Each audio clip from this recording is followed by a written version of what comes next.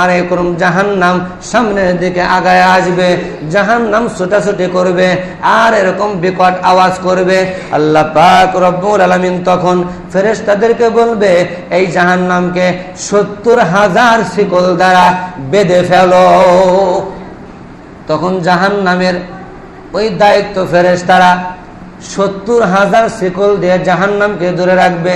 কিন্তু এই জাহান্নামকে দূরে রাখা যাবে না, এই জাহান্নাম সামনের দিকে চলে আসবে, এই জাহান্নামকে দূরে রাখা যাবে না। এমন সময় আল্লাহ পাক রব্বুল আলামিন ছোট্ট একটা পেয়ালার মধ্যে একটু পানি ফেরেশতাদেরকে দিবে। ও ফেরেশতারা রে, এই পানিটা তোমরা জাহান্নামের গায়ে ছিটায়া দাও।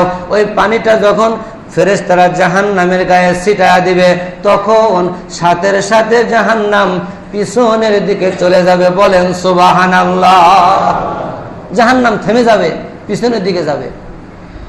ফেরেশতারা জিজ্ঞাসা করবে, আল্লাহ কি ব্যাপার, এত বেলা জাহান্নামকে 70,000 শিকল দ্বারা ধরে রাখতে পারলাম না, জাহান্নাম খালি সামনের দিকে আসে।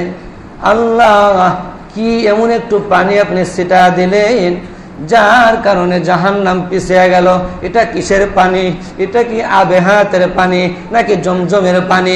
এইবার আল্লাহ পাক রব্বুল আলামিন ফেরেশতাদেরকে ডাক দিয়ে বলবে, ও ফেরেশতারা রে, এটা আবে হায়াতের পানি না, এটা জমজমের পানি না, এটা হলো আমার গুনাহগার বান্দার চোখের পানি।